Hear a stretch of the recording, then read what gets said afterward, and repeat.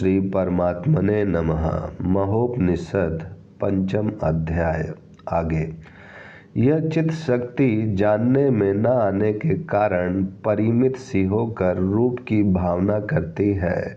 उस परम आकर्षक शक्ति के द्वारा जब इस प्रकार रूप की भावना होती है, उसी समय उसके पीछे नाम और संख्या आदि दृष्टियां लग जाती हैं। ब्रह्मन विकल्प के रूप को धारण करने वाला तथा देश काल और क्रिया का आधारभूत जो चित्त शक्ति का रूप है, वह क्षेत्रज्ञ कहलाता है। पुनः वह भी वासनाओं की कल्पना करता हुआ अहंकार का रूप धारण करता है। अहंकार जब निश्चयात्मक एवं दोष युक्त हो जाता है, तब वह बुद्धि कहलाता है, और बुद्धि जब संकल्प का रूप ग्रहण करती है, तब मन नास्पद मन बनती है। मन जब घने विकल्प में पड़ता है, तब शनैः शनैः इंद्रिय रूप ग्रहण करता है। हाथ पैर युक्त शरीर को बुद्धिमान पुरुष इंद्रिय कहते हैं। इस प्रकार जीव संकल्प और वासना की रज्जुओं से बंध कर दुख जाल में फंसा हुआ क्रमशः अधोगति को प्राप्त होता है। इस तरह शक्तिमय चित्त घने अहंकार को प्राप्त होकर रेशम बनाने वाले कीड़े के समान स्वेच्छा से बंधन में पड़ता है। अपने ही द्वारा कल्पित तन्मात्रा रूपी जाल के भीतर रहकर श्रृंखला में बंधे हुए सिंह के समान चित्त शक्ति अत्यंत विवस्था को प्राप्त हो जाती है। आत्मा ही कहीं मन, कहीं बुद्धि, कहीं ज्ञान, कहीं क्रिया, कहीं अहंकार और कहीं चित्त के नाम से जाना जाता है। कहीं इसे प्रकृति कहते हैं और कहीं माया है, ऐसी कल्पना करते हैं। कहीं यह बंधन के नाम से प्रसिद्ध है और कहीं पुर्यष्टक कहलाता है। कहीं इसे अविद्या कहते हैं और कहीं इच्छा माना जाता है। यह आशा पाशा का निर्माण करने वाले अखिल विश्व को उसी प्रकार धारण करता है जैसे भीतर फल विहीन वट बीज वट को धारण करता है। चिंता रूपी अग्नि शिखा से दग्ध क्रोध रूपी अजगर के द्वारा चबाए हुए काम रूपी समुद्र के कलोलों में स्थित तथा अपने पितामह आत्मा को भूले हुए इस मन का ब्रह्मण कीचड़ से फंसे हाथी के समान उद्धार करो।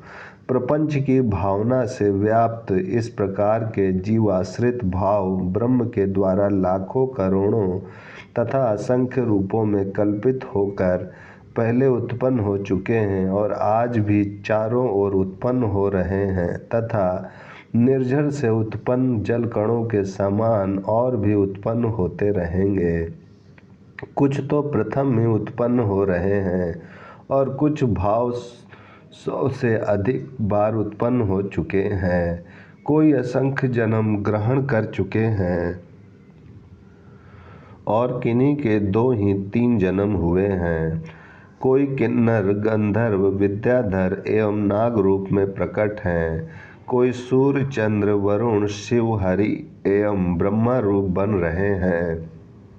कोई ब्राह्मण क्षत्रिय वैश्य या शूद्र रूप में स्थित हैं। कोई तृण औषधि वृक्ष फल मूल एवं पत्र के रूप में है। कोई कदम, कोई नींबू, आम, ताड़ तथा तमाल वृक्ष बन रहे हैं। कोई महेंद्र, मलय, मंदार, मेरु आदि पर्वतों का आकार धारण किए हुए हैं। कोई खारे समुद्र तथा कोई दूध, घृत, ईख के रस तथा जल की राशि के रूप में अवस्थित हैं। कोई विशाल दिशाओं का रूप धारण किए हुए हैं। कोई महान वेगशाली नदियों के रूप में है। कोई हाथ से फेंके जाने वाले गेंद के समान मृत्यु के द्वारा बारंबार ताड़ित होकर आकाश में ऊपर उठते और नीचे गिरते रहते हैं। कोई मूर्ख मनुष्य विवेक को प्राप्त करके भी सहस्त्रों जन्म भोग कर पुनः संसार रूपी संकट में पड़ते हैं। दिशा और काल के द्वारा दिशा और काल के द्वारा अनवच्छिन्न आत्म तत्व अपनी शक्ति से सहज ही दिशा और काल के द्वारा आकलित जो शरीर ग्रहण करता है, वही जीव के पर्यायभूत वासना के आवेश से संकल्पोन्मुख चंचल मन का रूप धारण करता है। वह संकल्पात्मिका मना शक्ति क्षण मात्र में निर्मल आकाश की भावना करती है। उसमें शब्द बीज अंकुर उन्मुख रहता है। तत्पश्चात वही मन और भी घनीभूत होने पर घने स्पंदन के क्रम से वायु के स्पंदन की भावना करता है। उसमें स्पर्श बीज अंकुरोन्मुख रहता है। उसके बाद दृढ़ अभ्यास के द्वारा शब्द और स्पर्श रूप आकाश और वायु के संघर्ष से अग्नि उत्पन्न होती है। वह रूप तन्मात्रा के साथ मिलकर 3 गुणों से युक्त होती है। उन तीनों गुणों के साथ संयुक्त हुआ मन रस तन्मात्रा का अनुभव करता हुआ क्षण मात्र में जल की शीतलता का चिंतन करता है। इससे उसे जल का अनुभव होता है। पश्चात उन 4 गुणों से युक्त होकर मन दूसरे ही क्षण गंध तन्मात्रा की भावना करता है। इससे उसे पृथ्वी का अनुभव होता है। इस प्रकार 5 तन्मात्राओं से घिरकर सूक्ष्मता का त्याग करता हुआ वह आकाश में अग्निकणों के आकार में स्फुरित शरीर को देखता है। वही अहंकार की कलाओं से युक्त और बुद्धि बीज से समन्वित पुर्यष्टक कहलाता है, जो प्राणियों के हृदय कमल में मंडराने वाले षटपथ के समान है। उसमें तीव्र संवेग के द्वारा तेजस्वी शरीर की भावना करता हुआ मन उसी प्रकार स्थूलता को प्राप्त होता है, जैसे पाक के द्वारा बिल्व फल स्वच्छ आकाश में मूसा सोना गलाने के पात्र में पिघले सोने के समान स्फुरित होकर वह तेज अपने स्वभाव के द्वारा ही घटित होने लगता है।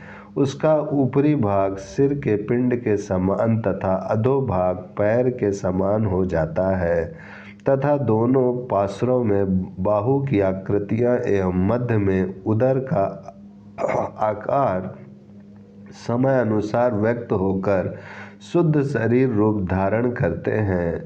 वे ही बुद्धि, वीर, बल, उत्साह, विज्ञान और ऐश्वर्य से युक्त होकर सब लोकों के पितामह भगवान ब्रह्मा बनते हैं। ओम शांति शांति शांति।